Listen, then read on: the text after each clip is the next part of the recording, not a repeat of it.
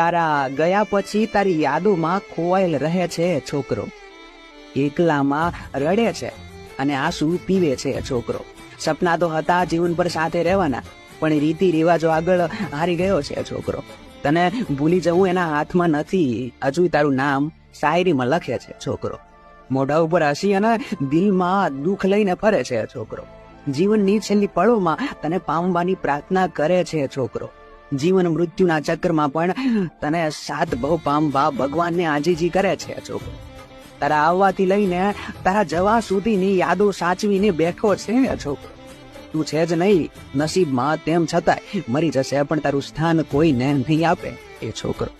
તને ભૂલવાના પ્રયત્નો કરે છે પણ ભૂલી નથી શકતો એ છોકરો.